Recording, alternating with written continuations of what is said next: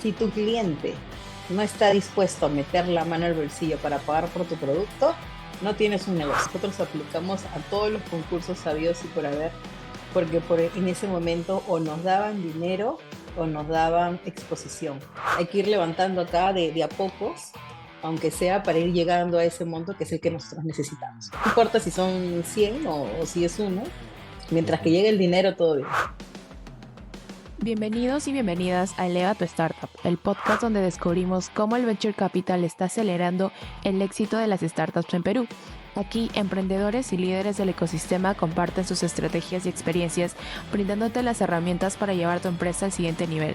Desde B Venture Capital te traemos el conocimiento que impulsará el futuro de tu emprendimiento. Hola a todos, bienvenidas y bienvenidos a Eleva tu Startup. Soy Alejandro Troll, General Partner de BBC y yo seré el host de este episodio. Tenemos como invitada especial a una gran aliada en el ecosistema, Amparo Nalbarte. Ella ha fundado dos startups de fintech, Kulki y B89, en la que está trabajando actualmente. Y en este episodio vamos a conocer un poco más sobre Amparo, su experiencia y carrera como emprendedora. Amparo, muchísimas gracias por venir, o no, por participar en el podcast. Gracias, Este, gracias por invitarme. La edición navideña. Exactamente, así es. El último episodio del año, pero no el último episodio del podcast. Ya hay todo un plan para el próximo año. Y bueno, nada, para empezar, cuéntanos un poco más acerca de ti, ¿no? De quién es Amparo, qué te gusta hacer, un poco de background y cómo empezaste en el mundo de las startups y a ser fundadora, ¿no? Yo estudié administración de empresas, ¿sí? En la Pacífico, y de hecho toda mi vida me ha gustado como liderar equipos, gestionar proyectos, y te hablo desde chiquita, ¿ya? Porque cuando yo tenía 12, 13 años formaba un grupo de adolescentes Ujú. que éramos líderes en un club en el bosque y hacíamos campamentos, organizábamos campamentos. Entonces, por ejemplo, a mí me encantaba organizar el programa del campamento del fin de semana, el programa de la fogata, o sea, siempre estaba como que más en la parte de la gestión, ¿no? Mientras que otros se encargaban de los niños, de los cantos, del esto, del X, ya yo estaba siempre gestionando el programa, entonces eso me encantaba. Y por eso el tema de estudiar administración se me hizo muy, muy sencillo, no era muy, muy, muy lo mío.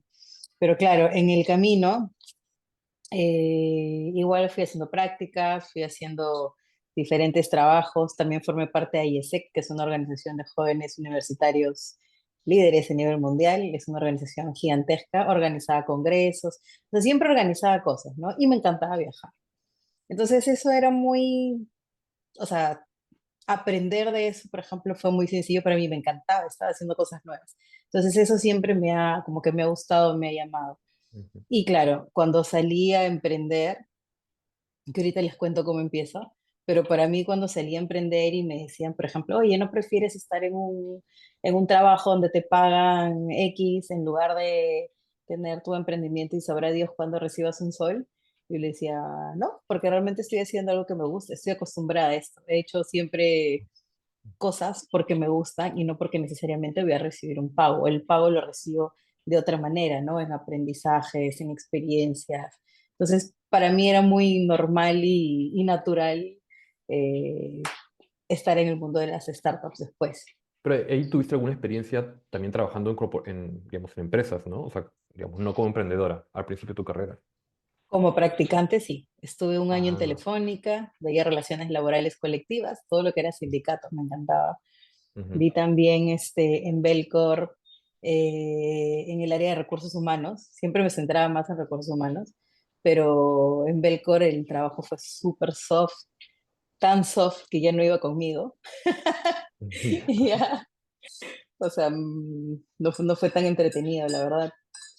Después estuve en inversiones en el Ministerio de Comercio Exterior y Turismo, o sea, pasé por el sector público.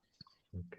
Primero como practicante, y me quedé 6 meses más con recibo por honorarios, y, o sea, una figura tipo consultora, una cosa así, ¿no? Claro. Pero en ese interín estaba o sea, justo nace Kulki mientras yo estaba haciendo los últimos 6 meses en el tour, y me acuerdo que cambiaron de ministra en ese momento, y mi jefa iba a salir, entonces fue como que, bueno, ya es una señal del destino, ¿no? Este camino que duró un año en Mincetur ya está terminando, pues es un paso para que venga lo siguiente. Entonces sí, mi experiencia ha sido muy variada porque me gusta mucho aprender de todo un poco. Ujú. Y ahí fue que comenzó, o sea, dijiste que estabas todavía trabajando en el ministerio cuando empezó Kulki, ¿no? Entonces, ¿cómo Ajá, fue el inicio de Kulki? Ese, digamos, los primeros meses. sí, a ver, primero, ¿cómo nace la idea de Kulki? ¿Ya? Y este es un gran aprendizaje para todos. Cuando, para terminar la carrera de administración, tenía que desarrollar un plan de negocios. Y Kulki fue mi segundo plan de negocios. ¿Por qué? Porque el primero lo jalé. Entonces, el primer curso, que supuestamente era el curso bandera, era lo que resumía los 5 años de la carrera y que tenía que ser como que wow, ya, jalada y bien jalada, ¿no? Obviamente mi papá al inicio molesto decía, ¿por qué tengo que pagar un ciclo más de universidad? Y yo, papá, lo siento, es lo que hay, es lo que es. Claro. Así que llevé la segunda, llevé nuevamente el empresariado, pero ya con otro grupo, con otra gente, con otro equipo, ya con más experiencia. Y ahí fue donde nace Kulki como modelo de negocio, ¿no? En Kulki teníamos dos premisas. La primera era que queríamos atender al mercado de las pymes, eso lo teníamos súper claro. Y dos, queríamos resolver cualquier problema de las pymes con tecnología. Entonces, con eso es que empezamos a investigar, a ver qué podemos hacer, qué podemos resolver, qué existe alrededor de eso que, que podamos mejorar, ¿no? Y que pueda ser un negocio. Entonces, así es que nace Kulki como plataforma de pagos, como pasarela de pagos, en el último ciclo de la universidad. Entonces, claro, yo estaba ahí mientras hacía el curso, tenía en paralelo, estaba trabajando en Incetur. Entonces, ese fue como que el camino paralelo, ¿no? Entiendo. Y solo para entender, digamos, en qué etapa digamos, del ecosistema peruano de startups estaban, ¿en qué año más o menos nació Kulki? Eso ha sido en el 2013. En 2013. el Ok. 2013. Y en el 2013, claro, no había actores del ecosistema. Recién salía Guaira, tenía Ujú, una edición, creo, y estaba Startup Academy, me acuerdo, uf, ujú. hace 1000 años, con Startup Academy y Lima Valley, algo así, que intentaron, o sea, que fue como que lo primero que replicaba el ecosistema de Estados Unidos. Claro. Bueno, 2013, claro, o sea, el ecosistema ha cambiado muchísimo desde entonces, ¿no? O sea, hay muchos más actores, fondos de inversión, ¿no? Más adelante Ujú, vamos a conversar un poquito sobre esa parte de fundraising, ¿no? De cómo ujú, fue con Kulki, después con P89 y probablemente las diferencias, ¿no? que encontraste en los ecosistemas en diferentes momentos, ¿no? En el mismo ecosistema, ujú, perdón, en diferentes momentos. tal Mm. cual. Y entonces, desde Kulki, digamos, bueno, estuviste algunos años y al mismo tiempo sé que estás involucrada con otro tipo de actividades del ecosistema, tanto como ángel inversionista, como advisor de otras empresas. Cuéntame un poquito, tal vez históricamente, ¿no? Cómo fuiste participando en otras actividades, ¿no? Y digamos, ¿qué fue lo que te llamó la atención, ¿no? De poder participar tanto como inversionista o como advisor. Ya, a ver, hay diferentes momentos, ¿no? Primero Ujú, que, a ver, el hecho de ser mujer, joven, emprendedora, ujú, y que me guste hablar en público, que me encante salir en medios, que me fluya de manera muy natural la cámara, pues le fui sacando provecho a eso, porque ujú, claro, me invitaban a muchos eventos como expositora, como panelista, o sea, siempre, o sea, les interesaba mucho escuchar qué era lo que yo tenía que decir o cuál era mi opinión sobre diferentes temas, cuál era mi punto de vista sobre el mundo de las fintech, por ejemplo. Eh, y eso, y eso servía bastante. Entonces, el hecho de irme convirtiendo en una referente en el mundo de pagos y en el mundo del emprendimiento me sirvió mucho para que me fueran invitando a diferentes eventos. Entonces, esos eventos en los que yo participaba y que yo posteaba después, ¿no? Estuve aquí en tal lugar, estuve en este otro lugar, fue creándome de manera paralela una marca personal, por decirlo así. Entonces, ujú. como marca personal, claro, yo ya tenía cierta reputación y cierto, bagaje, no sé cómo decirlo, cierta experiencia que hacía que otros emprendedores, por ejemplo, vengan y me busquen y me pidan consejos, o me pidan que dé algunas certificaciones, que enseñe cursos, ¿no? Entonces también, por ejemplo, participo en diplomados, he estado en algunas maestrías enseñando, entonces siempre, o sea, esa parte del conocimiento y de poder compartir, me Ujú. llaman para eso, ¿no? También he sido imagen de marcas. Salí Sí. en CEDAL, que fue una campaña gigantesca en el 2021 aquí en Perú. Eran Wow. cinco mujeres de diferentes ámbitos. En mi caso, yo representaba a la mujer emprendedora. Claro, mi cara salió en todo el Perú, en todos los paraderos, en todos los, los Wow. supermercados. Eso fue muy divertido, fue una experiencia muy divertida. Y la otra que sí fue top, bueno, que también fue top, mejor dicho, fue Visa. Mi cara estaba en los aeropuertos en Estados Unidos porque, porque Visa No hizo sabía. una campaña Ujú. de mujeres en el mundo fintech y justo ellos eran los auspiciadores de la final de la Copa Mundial de Fútbol Femenino. Entonces lanzaron esa campaña en esa, en Interesante. esa final. Entonces, sí, creo que o sea, genera o sea, el tema de, no sé cómo decirlo, la reputación o la experiencia, todo el camino vivido y también, bueno, obviamente las habilidades que he ido trabajando para poder comunicarme, para poder Ujú. representar una marca, para poder transmitir. Creo que eso ha hecho que otras empresas también me busquen para eso, ¿no? Claro. Bueno, eso que mencionas es muy importante, la parte de marca personal. De hecho, justo Ujú, hoy tuvimos una reunión interna con todo el equipo BBC pensando, planificando actividades del 2025 y uno de los puntos importantes es eso, ¿no? Digamos, que cada persona del equipo pueda generar una marca personal que esté alineada también con digamos, la tesis o la visión del fondo, ¿no?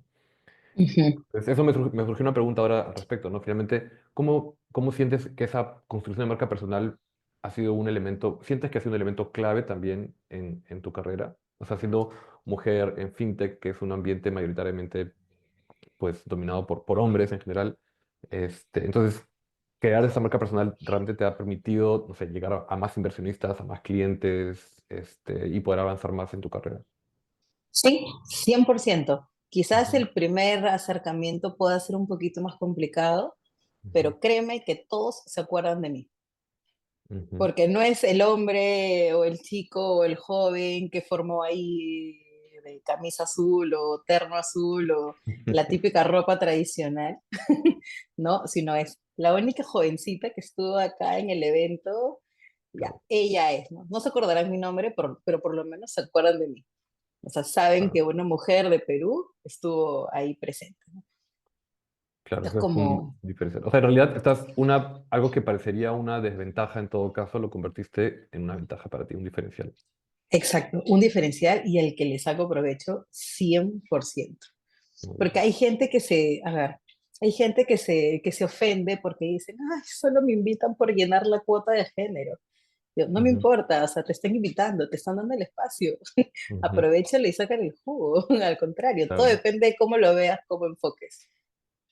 genial. Y bueno, y quería preguntar también sobre tus otras experiencias como ángel inversionista, ¿no? Entiendo que también Ujú. invertiste en alguna startup y eres advisor de alguna otra, ¿no es así? Sí, a ver, cuando yo hice, o sea, en algún momento yo llego a la venta de Kulki la hice en dos partes, pero claro, Ujú, cuando pude hacer líquida mi inversión, una parte inicial, ahí es donde dije, ya, ¿qué hago con el dinero? Bueno, vamos a invertir. Y obviamente dije, ¿qué es lo que conozco? ¿Dónde voy a invertir? En alguna fintech. Entonces, de hecho, mi primera inversión así formal, oficial, fue en Rexti. ujú, Y claro, ¿cómo llego a tener o a hacer esa inversión en Rexti?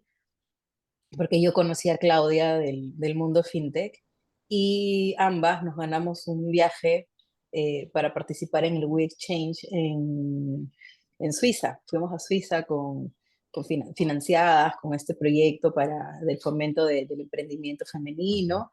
Entonces coincidimos en ese viaje ambas y pudimos compartir un montón ambas en ese viaje.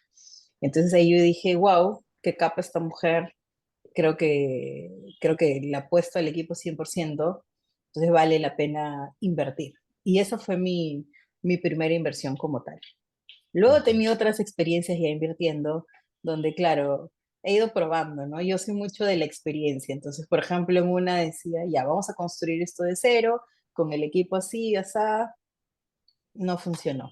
Se quedó a medias, murió. El otro era, ya, la idea es espectacular, esta persona conoce, ha trabajado en esta industria, o sea, realmente tiene todo el conocimiento, pero claro, no estaba 100% trabajando porque en paralelo estaba trabajando en otro Ujú. lado.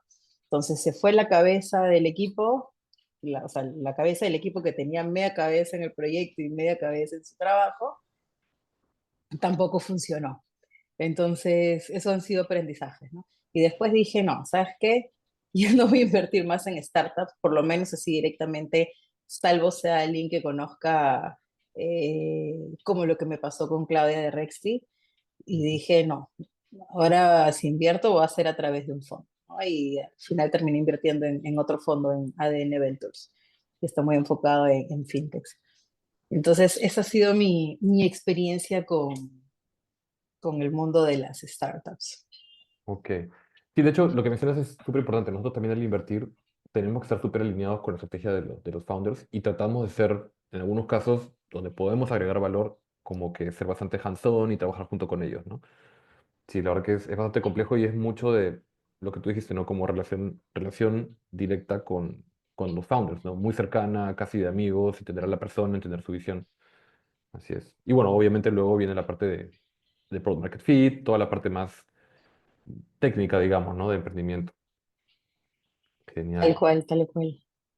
Y bueno, yo creo que ya enfocándonos en esta parte, ¿no? Quería preguntarte acerca de ese proceso, ¿no? De Kulki, ¿no? De la salida, de la venta de Kulki, el exit, ¿no? Y luego imagino que hubo un periodo, ¿no? Entre Kulki y B89, ¿no? ¿Cómo fue este proceso de, ok, vendemos Kulki, tuviste experiencia como ángel inversionista, y ahora decidiste quiero emprender nuevamente, construir un equipo nuevo, etcétera, ¿no? Creo que esa es una parte muy interesante de tu experiencia.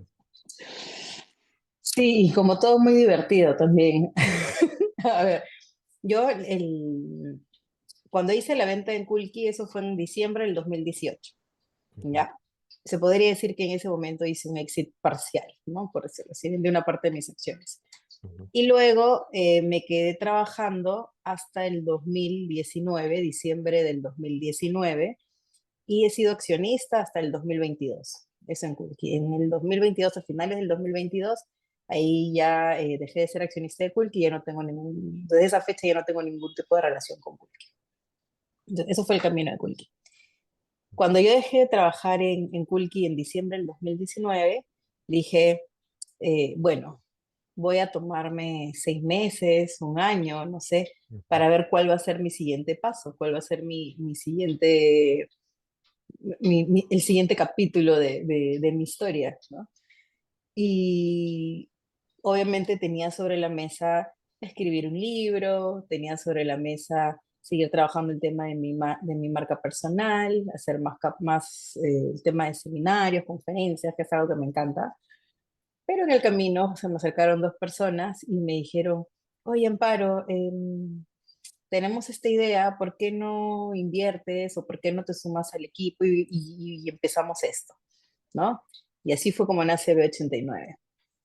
Entonces B89 no fue una idea mía, por decirlo así, me invitaron a formar de estas dos personas que ya habían empezado 2 meses antes que yo. Y bueno, al final dijimos, ya, vamos a empezar, seamos fundadores de esto y hagamos crecer esto. Y dije, ya, perfecto, todo bien. Al inicio fue como que todavía estaba media entre quiero entender bien qué voy a Ujú. hacer en lugar de meterme 100% en esto, pero claro, mi ímpetu me ganó.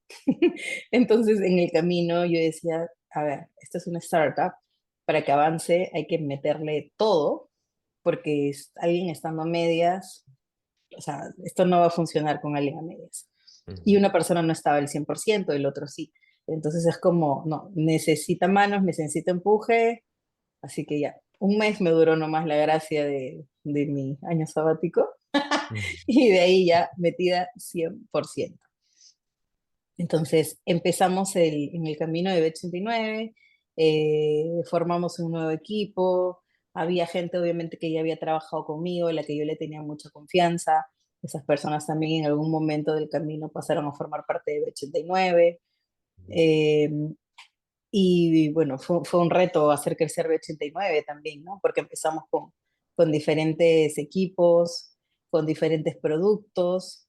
Los founders que en ese momento estuvieron ya no están conmigo tampoco, ya no trabajamos con ellos, hubieron cambios en el camino. Entonces, fue retador, fue bastante retador el inicio. Eh, sí, bastante retador. La parte societaria es bien compleja, Sí. sobre todo cuando hay diferencias de edad, Ah, cuando sí. cuando la brecha es muy alta. Pero bueno, ya estamos Vale. 100% on Sí, fire.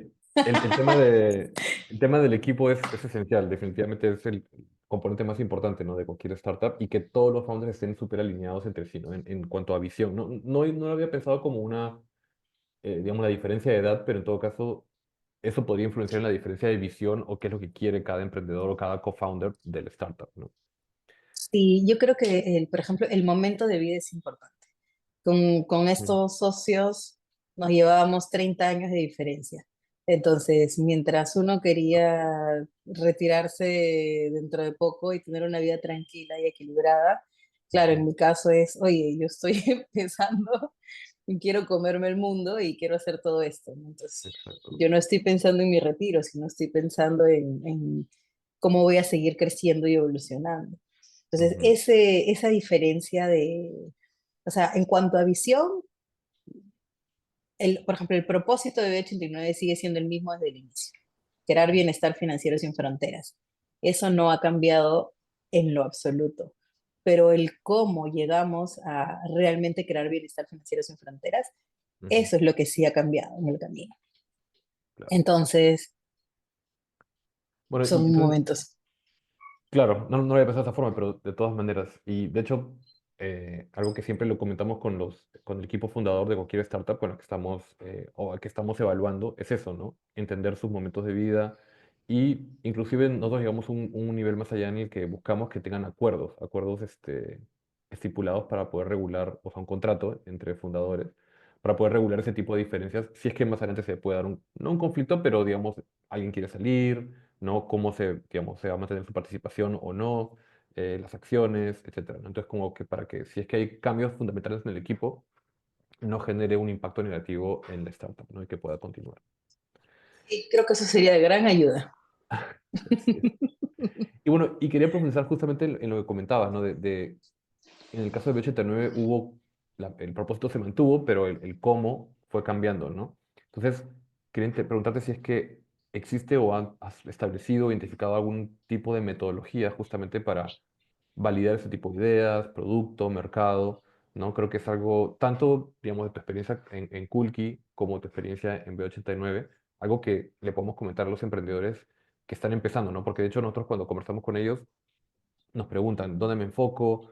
Muchos de ellos se enfocan solamente en producto, pero se olvidan de la parte tal vez de comunicación o de repente quieren desarrollar un producto súper completo, pero se olvidan de hacer una validación de mercado o del problema, ¿no? Entonces, tal vez nos puedes contar si es que existe o identificaste una metodología, qué aprendizajes o dónde enfocarte primero. Mm, A ver, es una pregunta muy interesante y lo voy a responder de la manera más simple. Sí. Si tu cliente no está dispuesto a meter la mano al bolsillo para pagar por tu producto, no tienes un negocio. Así de simple. Sea Ujú, un producto mega archicomplejo, sea el producto mínimo viable, sea que estás vendiendo comida desde tu casa. O sea, de nada te sirve, por ejemplo, armar un restaurante si la comida no es agradable al gusto, ¿no? ujú, Probablemente irán una vez y de ahí no regresan. Te mandaste una inversión gigantesca comprando mesas, armando el local, cuando podrías empezar de una manera mucho más sencilla de preparar los platos, ver que la gente consume o no consume, o sea, está dispuesto a pagar por esta comida, porque eso es finalmente lo que va a, o sea, si van a un restaurante van a comer, No necesariamente van a ver si las sillas o la mesa o la decoración es bonita. O sea, eso acompaña, pero el producto principal es la comida. Y si la gente no está dispuesta a pagar por tu comida, realmente no tienes un producto. Eso llevando el mundo más tradicional posible, ¿no? Desde, Ujú. no sé, hago empanadas, quiero hacer cupcakes. Ya, bueno, realmente, o sea, son tan ricas que la gente esté dispuesta a pagar por esto, sí o no. Si la gente no está dispuesta a pagar, no tienes un negocio y no vale la pena invertir, ni hacerlo crecer.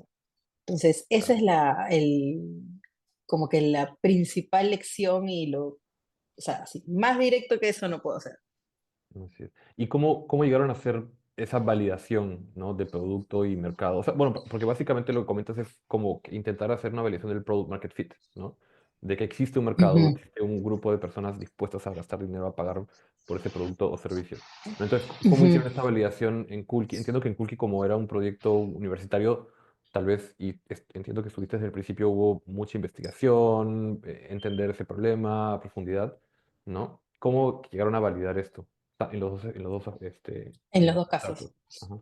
En el caso de Kulki, claro, existía un problema alrededor del pago. Nosotros sabíamos que existía un problema, Ujú, pero cuando hicimos el desarrollo inicial del producto, fuimos a donde nuestro cliente tipo, que era el choche, nuestro sueño era que las bodeguitas o que el choche, que era el señor que vendía dulces y cosas fuera de la universidad, ujú, pueda cobrar con tarjeta desde el celular, ¿no? Y con QR, porque en ese momento era como un yape, ¿no? Pero en el ujú, 2013.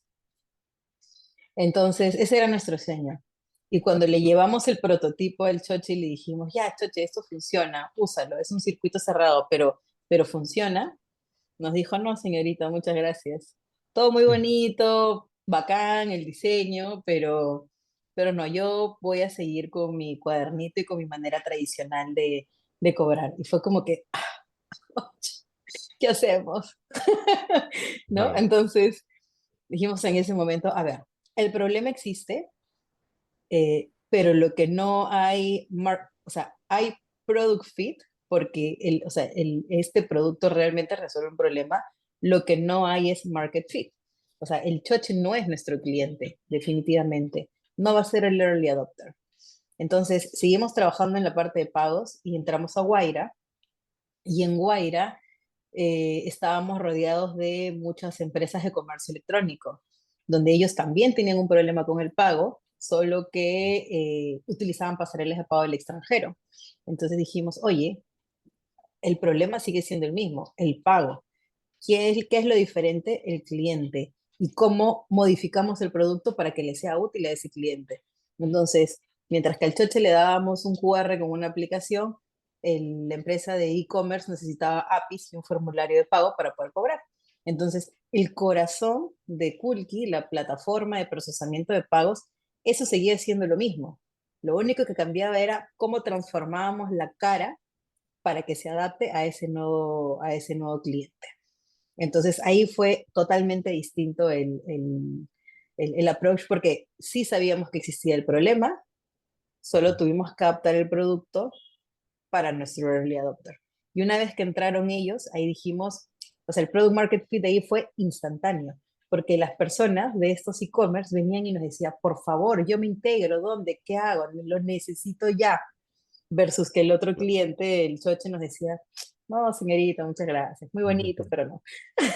Entonces fue totalmente, dijimos, ya, acá es, y le metimos todas las balas ahí. Ok, y ahí crecieron en ese sector, ¿no? Con ese tipo de cliente, pero luego también Ujú. que se expandió, o sea, a otros sectores, a otro tipo de clientes, ¿no? Incluso, no sé si eventualmente el Choche llegó a trabajar con Kulki, ¿no? Me parece que no. El choche no. Pero claro, nosotros siempre nos mantuvimos en el mundo del software Ujú, porque no requería tanta inversión y el comercio electrónico seguía creciendo, ¿no? Entonces, ese fue como que nuestra línea. Y buscar crecer en productos relacionados a lo que era comercio electrónico, especializarnos en marketplaces y funcionalidades todos alrededor de eso. Pero cuando entra ya Credit Corp como parte de los accionistas de Kulki, ellos ya venían con el mundo del software, perdón, con el mundo del hardware, y decían, ok, hay que complementar esta oferta también con los POS, con los terminales. Dijimos, bueno, si ya tenemos todo el corazón transaccional, ¿por qué no sacar un medio, un canal más, ¿no? Que sea el mundo del hardware. Y claro, lo que antes para nosotros no necesariamente era una realidad porque se requería mucha inversión para eso, ya con ellos dijimos, bueno, hace sentido, ¿no? Entonces, todo ese año que yo estuve, igual fuimos trabajando en paralelo con los equipos para hacer la implementación del hardware, de los POS y así Entiendo. crecer. Ujú, Bueno, y fíjate que qué importante ha sido también trabajar con otros integrantes del ecosistema, ¿no? En este caso, Guaira, como entiendo como aceleradora, ¿no? Y Credit Corp como inversionista, ¿no? Que claro, ujú, ellos también les abren las puertas a otros tipos de negocios, y redes. ujú. El caso de Guaira fue Ujú, brutal el apoyo que tuvimos de ellos porque claro, cuando nosotros empezamos recién egresados de la universidad, los únicos dos proveedores que teníamos, los dos nos tenían que decir que sí. Si alguno de ellos nos decía que no, no había negocio. Así, ujú, así de crítico y riesgoso. Y claro, yo me acuerdo que íbamos a las reuniones y los de Guaira iban con nosotros, en nombre de Telefónica. Entonces era como que, o sea, realmente teníamos un respaldo, si no, ni siquiera nos hubieran abierto la puerta, ¿no? Entonces, fue, o sea, el apoyo de Guaira, yo les agradezco a ellos infinitamente porque, o sea, todo ese apoyo lo vimos tangibilizado siempre. increíble. No sabía, bueno, espero que ahora también empresas ya estén mucho más abiertas a trabajar con startups, ¿no? Probablemente en el 2013, ¿no? Entiendo que estaban empezando con Kulki. La palabra startup, pues si ahora no todo el mundo lo conoce, imagínate, hace ya, bueno, ya más de 10 años, Ujú. me imagino que era más difícil. ¿Y cómo fue el proceso con B89? No entiendo que ya habías, o sea, ya existía la idea de B89, pero luego fue transformándose, ¿no? ¿Cómo hicieron esa transformación, validación nuevamente de las ideas? ¿O qué fue lo que vieron en ese momento y dijeron, no, esto no funciona, nos tenemos que ir por este camino? Ya, ahí hicimos lo opuesto y fue un aprendizaje. Ujú, Porque ahí en lugar de, o sea, con Kulki empezamos bien modo startup, de hay que salir, hay que probar, no hay que invertir tanto al inicio, ujú, vamos como que paso a paso. Con B89 fue al revés, fue como que yo creo que el ego, no sé, el ego muy grande de todos los socios, de decir, no, sí, podemos hacer esto, hay que levantar un montón de plata, hay que salir con una plataforma súper potente, que, o sea, la tecnología era muy buena, levantamos un montón de inversión. O sea, teníamos un equipo como de 30 personas cuando ujú. empezamos, Ya, imagínate. ¿Ya? Entonces, claro, salimos al mercado, tuvimos buena aceptación de los clientes, pero el producto no era rentable. Entonces, eso fue como que, o sea, por cada cliente que nosotros o sea, recibíamos, íbamos haciendo más grande el hueco, ¿no? ujú. Ok, o sea, ahí veo Ya, un problema de unit economics y cien por también ciento. empezaron con un equipo muy grande sin haber realmente validado el producto, ¿no? Era justamente el problema que decíamos antes, el product market fit. Ok, ok, y luego. Exacto, exactamente, tal cual, tal cual. Y ese era el producto de tarjetas. Entonces, Ujú, claro, teníamos un producto así, innovador, wow, de renombre, bla, bla, bla, el equipo Power, ujú, las inversiones, o sea, como que todo para que sea exitoso, pero claro, no existía este product market fit y los units economics eran negativos. Entonces, mantener eso no era una realidad y en ujú, paralelo eh, viene una empresa que nos dice, oye, tú que ya has montado todo esto, me ujú, sirve para otro negocio, para lo que es pagos, pagos cross-border. Entonces, todo lo que es pay-ins, pay-outs. Entonces me dice, oye, todo esto que tú has desarrollado me sirve. Los proveedores que existen hoy, te hablo del 2021, los proveedores que existen hoy, ninguno me atiende, ninguno, y se demora en la vida. Entonces, ¿puedes hacer esto? Y yo, sí, claro, lo hacemos de una. Entonces, dentro del mismo B89 armamos un equipo chiquitito de 2 personas con quienes hicimos la integración y yo me encargué de la venta. Entonces empezamos a vender por ese lado y ese producto desde el día uno tuvo Product Market Fit y fue Ujú, rentable, porque por cada transacción, o sea, los units economics eran positivos de ese producto solito. Entonces empezó a crecer, empezó a crecer, empezó a crecer, y en algún momento es que decidimos, ya, ¿sabes qué? Esto de las tarjetas, no le vamos a dar foco a las tarjetas, vamos a cambiar todo nuestro core de negocio, todo nuestro giro de negocio va a migrar al mundo de pagos cross-border, y la tarjeta finalmente es un complemento o va a terminar siendo un complemento del mundo de pagos cross-border. Pero ahora nuestro core es el mundo de pagos cross-border. Entonces, claro, todo lo que construimos en un inicio que fue Power, sí, pero si nadie ujú, lo utilizaba no tenía sentido ni siquiera tenerlo aprendido. Entonces fuimos apagando todo esto, redujimos a todo el equipo, los socios que tenía en ese momento salieron, ya yo tomé la batuta al 100% de B89 como tal, hicimos todo un cambio de negocio, o sea, 100%, o sea, le dimos la vuelta totalmente al negocio, ujú. desde ser eficientes, reducir el equipo, ya no quemar, o sea, el cash burn lo redujimos un montón. Y claro, hacer todo ese cambio hasta llegar al punto de equilibrio, ¿no? Diciembre, este mes es nuestro primer mes rentables, Ujú, así que es un hit. Nos propusimos no levantar más inversión tampoco. O sea, todos esos cambios, ese punto de quiebre fue en noviembre del 2021, ¿no? Donde ok, hubo todos esos cambios, las salidas, el cambio de socios, o sea, o sea, todo el momento crucial de la historia de B89 fue en ese año, en ese mes. Y desde ahí en adelante fue ya, ok, ¿cómo volteamos los productos para que sean rentables, para que los units económicos sean positivos? Redujimos el equipo, apagamos cosas que no tenían sentido tener prendidas. Entonces, hicimos un cambio 100% y cambiamos de modelo de negocio también. claro. Y dijiste que ya llegaron a break-even este diciembre, o sea, ahora, Sí, 2024. Muy bien. 2024 es nuestro mes, es nuestro mes. Felicitaciones. Sí, de Ha sido hecho, un creo que, retador. claro, sobre todo en los últimos años, ¿no? Que el capital de Venture Capital ha estado mucho más difícil, ¿no? Hacer el fundraising. Y muchas empresas que no tenían una visión de break-even, pues no lo han logrado, ¿no? O sea, no han logrado sobrevivir este invierno que, bueno, que todavía no sabemos cuándo se va a terminar. En realidad, esperemos que el Ujú. 2025 las cosas, digamos, mejoren. Muchas personas Sí, esperan que sí, pero no se sabe, ¿no?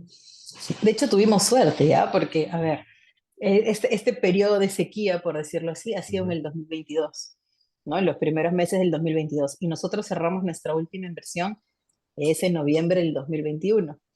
Entonces levantamos como 4 millones de dólares, y desde ese momento hasta la fecha, bueno, hemos hecho que el dinero dure, ¿no? Hemos hecho que esa inversión nos dure todos estos años hasta llegar al break-even.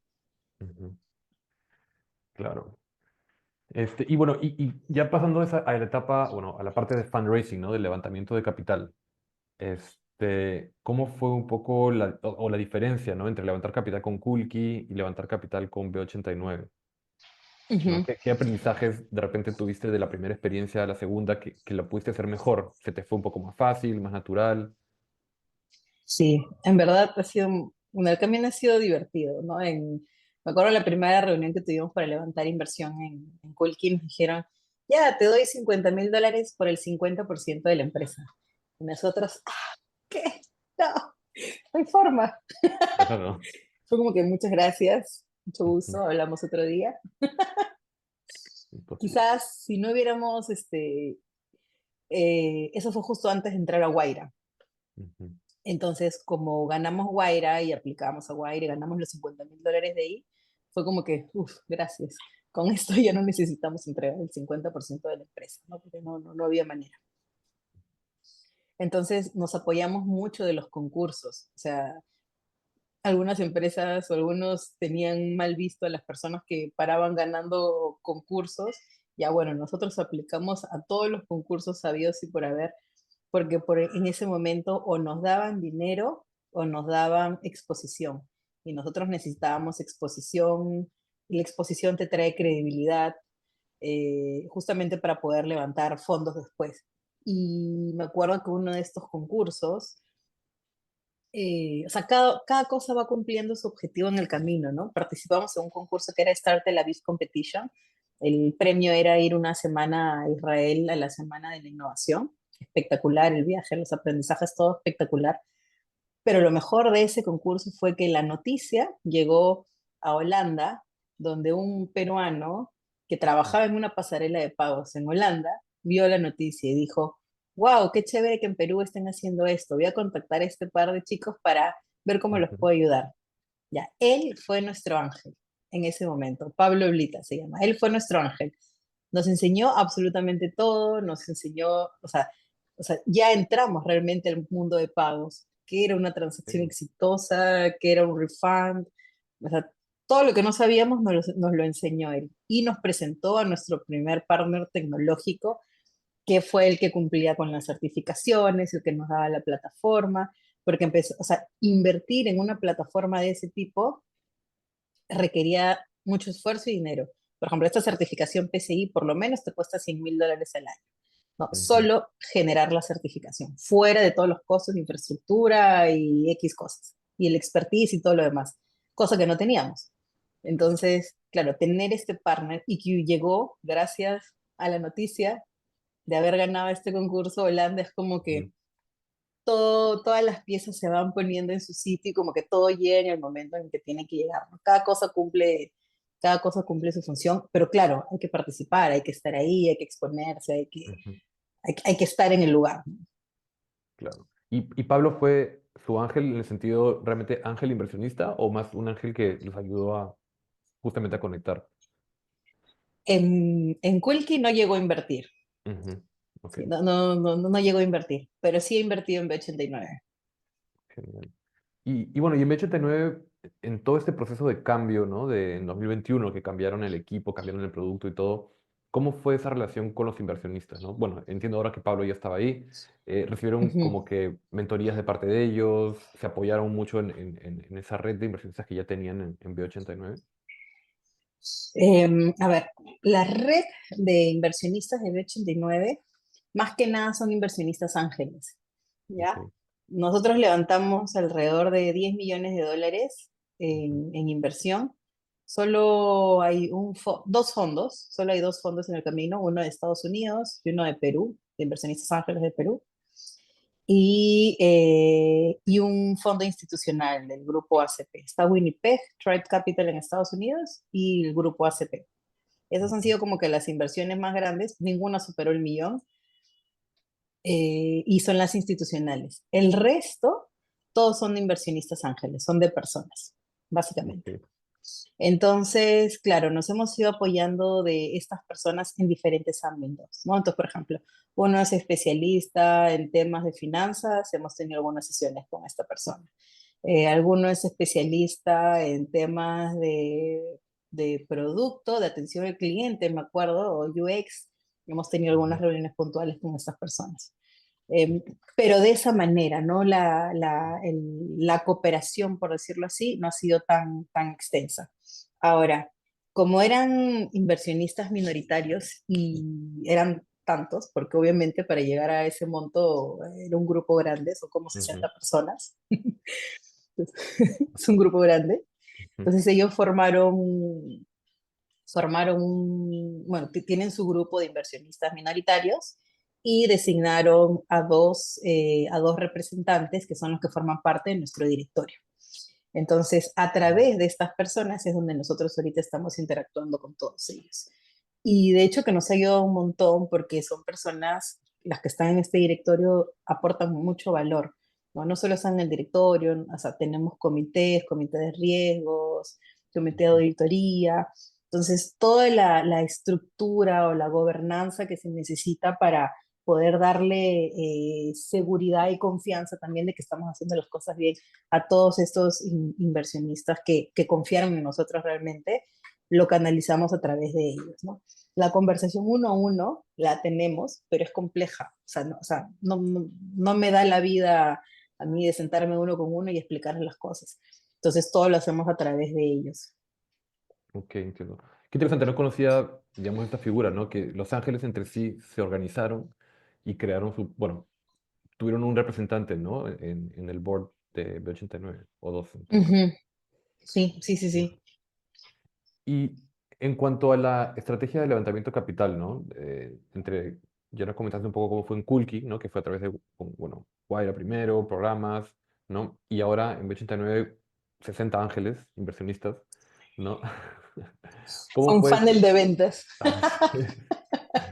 ¿Cómo fue cuál crees que fue un principal aprendizaje, ¿no? O estrategia en todo caso para B89, ¿no? Entiendo que ya con el aprendizaje de Kulki. Ujú. Sí, yo creo que hay etapas, ¿no? A ver, yo me dediqué a la parte de levantamiento de inversión de B89, porque Ujú, claro, yo ya sabía cómo funcionaba el levantamiento de inversión, ¿no? Entonces, estar preparado con todas las herramientas, tener tu one pager, tener tu pitch, tus indicadores, tus ujú, KPIs, cuánto dinero necesitas, el cash burn, o sea, toda esa información que normalmente te pregunta un inversionista, yo ya sabía cómo era, ya la tenía estructurada, el tema del due diligence, las carpetas, o sea, ya, o sea, ya tenía mi proceso ujú, súper estructurado. Entonces, a mí se me hacía muy sencillo levantar inversión en cuanto al proceso, ¿no? Eso por un lado, tener las herramientas y tener el proceso claro y hacerle seguimiento y todo lo demás. El segundo componente es la experiencia, porque justo, y la marca personal, o sea, justamente como yo ya había tenido una startup ujú, exitosa antes, con un exit, y si yo posteaba algo en LinkedIn, ya la gente me conocía y sabía quién era yo, claro, hice un levantamiento de inversión, porque hice un post en LinkedIn diciendo, buscamos inversionistas para B89. Y gracias a ese post que hice en LinkedIn, claro, un ujú, montón de gente me empezó a escribir, habían tickets desde $5,000 que querían poner hasta tickets de $200,000. Entonces, claro, yo fui filtrando y iba diciendo, no, claro, bueno, este es muy chiquito, el ticket mínimo es 50,000 o 100,000, dependiendo del perfil y de cuándo íbamos, de cuánto íbamos alcanzando, ¿no? Para ir juntando la meta. Entonces, claro, eso me ayudó muchísimo para tener mi funnel de claro, inversionistas potenciales. Fuimos también igual donde fondos, pero claro, los fondos en ese momento te pedían tracción y como ujú, nosotros recién habíamos empezado, era más complejo levantar, o sea, tener la tracción para poder levantar fondos de ellos. Y cuando hablábamos, claro, de los units economics, ahí se caía como que se caía un poco la negociación. Entonces no fue tan sencillo ir a ujú, levantar con fondos. Ahora, ujú, alguna vez alguien me dijo, tu objetivo es, imagínate ya, si tu objetivo es levantar 1,000,000, tú tienes dos opciones. O buscas un fondo que te dé ese millón o buscas 10 inversionistas que te den el equivalente hasta que llegues a ese millón. Entonces, al final vas a llegar o sea, al final tu objetivo es ese monto que tú has definido que tienes que levantar, ¿no? O que quieres levantar. El cómo lo hagas, ten la flexibilidad del caso. Si aparece uno que ujú, te quiere dar el ticket total, espectacular. Pero si no, no te vas a quedar cruzada de brazos hasta que llegue ese que te va a dar hasta que llegue ese que te va a dar ese fondo. Entonces, por eso yo dije, no, hay que ir levantando acá de a pocos, aunque sea para ir llegando a ese monto que es el que ujú, nosotros necesitamos. claro, Entonces, esa fue la premisa ahí, ¿no? ujú, Dije, no me importa si son 100 o si es uno, mientras que ujú, llegue el dinero, todo bien. claro. Y también es muy importante el tipo de inversionista, ¿no? O sea, la estrategia de comunicación, qué es lo que un ángel inversionista quiere escuchar o quiere entender, o cuál es su motivación de invertir, ¿no? Justo lo mencionaste. Te ofrecieron dinero, ¿no? Por el post, o sea, por tu marca personal, por quien, ¿no? Pero luego los fondos también tenían otros criterios de evaluación, ¿no? Tal vez más Ujú. complejos, o porque son inversionistas que ya tienen más experiencia y saben exactamente qué puntos mirar para asegurar o tratar de asegurar una inversión, una buena inversión, ¿no? Exacto. Así es. Y bueno, Amparo, ya estamos casi llegando al final. Me da pena, creo que hay un montón de cosas que me gustaría preguntarte además. Este, pero creo que Sí, tengo dale, solo dale, dos nomás. preguntas más. Una es sobre el éxito de Kulki, ¿no? Lo tocamos brevemente al principio, pero me gustaría conocer más cómo se dio, ¿no? ¿Los buscaron ustedes? ¿Hubo una oferta? ¿Ustedes ya habían decidido internamente en el equipo que querían salir, ¿no? Y a dedicarse a otra cosa? ¿Cómo fue ese proceso final? Y también si es que hubo alguna negociación, ¿no? con el adquiriente. A ver, en la salida de Kulki, nosotros sabíamos que queríamos vender en algún momento, Ujú, ¿ya? Pero más que eso, no sabíamos ni cómo ni cuándo, pero en algún momento se iba a dar. ujú, Interactuamos con otro banco, que no fue Credicorp ni BCP. Primero conversamos con un banco de colores verdes sí, verde con azul, un banco peruano.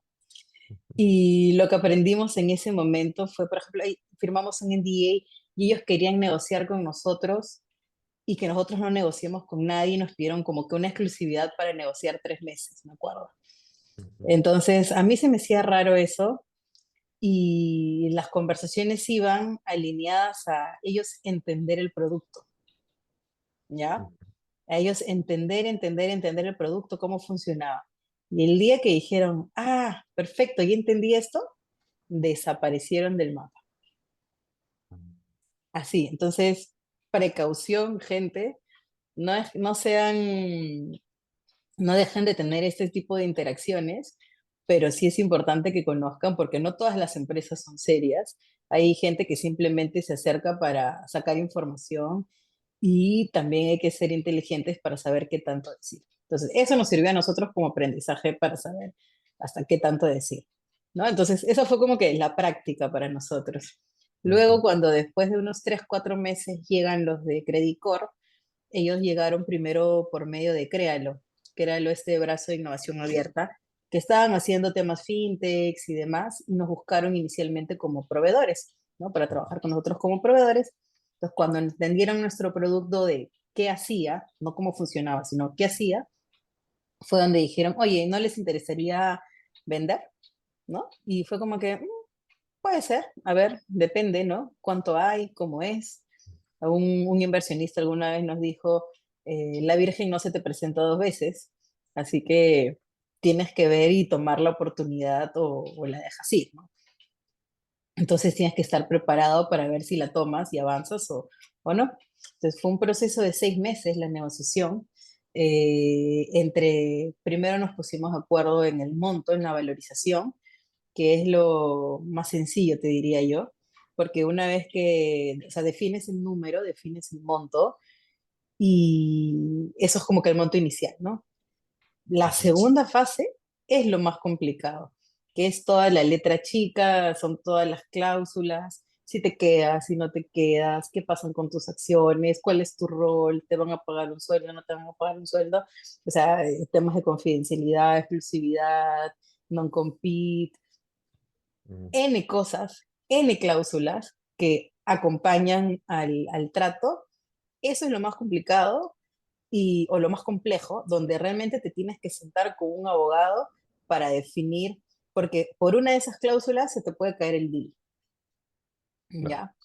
Entonces, el monto, mira, más de aquí para acá, el rango, múltiplos, o sea, al final es un número, pero la negociación de las cifras, ahí es lo complejo, claro, entiendo. pero de las Bueno, cláusulas. claro. De hecho, creo que bueno, la experiencia de éxito en Perú todavía no son muchas, ¿no? No se han dado muchos éxitos, ¿no? Esperemos que en los próximos años se estén dando más para que eso pueda acelerar, continuar, digamos, para que el ecosistema pueda continuar creciendo, ¿no? Es súper importante. Así que eventualmente creo que otras personas que estén también cerca de ese éxito te van a buscar para preguntarte cómo negociar y qué aspectos tienes que revisar, ¿no? Sí, no, y bienvenido, yo feliz. Ya me han tocado a la puerta algunos Ajá, emprendedores que me han preguntado, oye, ¿qué debería haber? Tengo un potencial éxito. claro, Yo, dale, me encanta poder compartir genial. porque créeme que este aprendizaje fue doloroso para mí, porque fue un proceso complejo todo el camino, Ujú, pero creo que lo vale, o sea, lo vale 100%. genial. Y Amparo, como última pregunta, quería preguntarte acerca de dar un consejo a los emprendedores, ¿no? Y tal vez lo puedes pensar como que, ¿qué le dirías al Amparo que estaba, digamos, con el conocimiento y experiencia que tienes ahora, qué consejo le podrías dar al Amparo que estaba empezando en Kulki, ¿no? Hace 11 años. Mm, A ver, vamos a dividir esa respuesta en dos partes, ¿ya? Ujú, Yo le diría, Amparo, a ver, yo no cambiaría nada de lo que he hecho en el camino, porque si no, no tendría esta experiencia, en primer ujú, lugar. Ya, o sea, todo el camino que he pasado ha sido por algo y me ha traído hasta donde estoy el día de hoy. Entonces, realmente no cambiaría absolutamente nada de mi pasado. Ahora, si yo tengo que darle la experiencia, si yo tengo que darle un consejo a alguien, que no sea yo, sino que sea un tercero, para ahorrarle algunos, algunas canas verdes, ¿no? ujú, A ver, ¿qué le diría? A ver, como emprendedores, normalmente nos enfocamos mucho en el producto, ¿no? Tener el product market fit obviamente es lo más importante, si no, no hay negocio. Pero todo lo que acompaña en negocio también es importante. No es urgente, pero es importante. Tener, por ujú, ejemplo, la parte de la contabilidad cerrada, tener la parte societaria cerrada, los papeles saneados, no tener multas, cualquier, o sea, toda esta parte que acompaña el negocio ujú, es importante tenerlo listo, porque si tú quieres levantar inversión, te van a hacer un due diligence y vas a tener que presentar todo eso. Si tú quieres vender tu empresa y te van a hacer un due diligence y si tienes multas, te van a bajar el valor del precio de la inversión. Entonces, este componente es súper importante también, además del negocio mismo, ¿no? Eso es uno. Segundo, es que como emprendedores se preparen mucho y se enfoquen en su crecimiento personal, porque mientras más crezcas como persona, más va a crecer tu negocio. Tu cabeza normalmente pone límites o tiene algunos techos que inconscientemente nosotros mismos nos ponemos.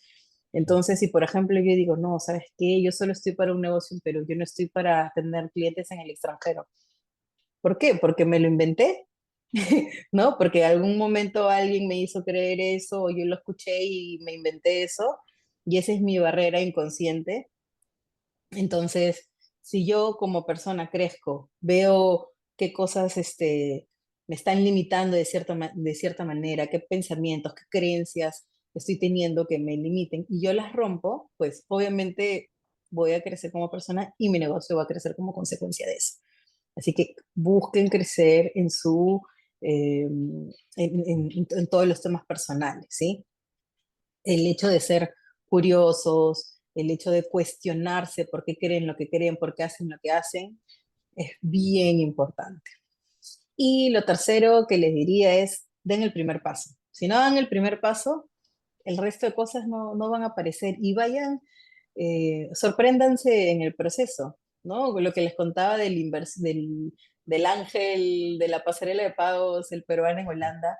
Si realmente no hubiéramos dado nosotros un paso, nunca hubiéramos llegado a él, y si no hubiéramos llegado a él, no hubiéramos tenido nuestro proveedor, y así se van dando cuenta que es, eh, ujú.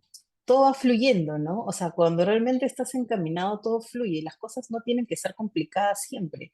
Entonces, no tenemos que creer que emprender es complicado, que emprender es un sacrificio, que emprender es lo peor que nos puede haber pasado en el mundo. Al contrario, o sea, todo depende de cómo lo enfoquen ustedes. Por eso siempre digo que es divertido, porque para mí emprender es divertido. Emprender me permite equilibrar mi vida profesional y personal. Emprender me ha llevado, por ejemplo, a juntar mis dos pasiones, vender, o sea, crear emprendimientos y viajar. Entonces yo paro en eventos y en conferencias y en congresos porque estoy buscando clientes y estoy conociendo el mundo y estoy viajando y me encanta. Emprender me ha permitido generar experiencias que después puedo salir para hacer conferencias, para estar en paneles, que también me encanta. Entonces, véanlo como parte de su vida, como algo que realmente les enriquece como personas y den el siguiente paso. O sea, todo va confluyendo, todo se va alineando, ¿no? Siempre que esté alineado a su propósito, al propósito que tengan en sus vidas. Usen el emprendimiento como una herramienta, como un escalón que los va a llevar a eso que ustedes tanto quieren lograr. Genial, muchas gracias por los consejos. Yo creo que eso no es solamente para emprendedores que están empezando, sino para cualquier profesional en cualquier momento de su carrera, ¿no? O de la vida, en realidad. Ujú. Bueno, gracias Amparo por acompañarnos en este episodio. Ha sido muy interesante conversar contigo. Si es que algún emprendedor o algún oyente del podcast quisiera contactarse contigo, ¿cómo lo podría hacer? Que me busquen en LinkedIn o en Instagram como Amparo Nalbarte. Genial. Y bueno, también para todos, si quieren conversar con nosotros en BBC, también a través de LinkedIn o a través de nuestra página web, tenemos un formulario de contacto. Y muchísimas gracias por escucharnos. Nos vemos en el próximo episodio. Gracias por seguir escuchándonos. Si quieres seguir aprendiendo sobre Venture Capital, recuerda suscribirte a nuestro podcast o escribirnos en nuestras redes sociales para poder aprender juntos sobre el ecosistema de Venture Capital. ¡Nos vemos!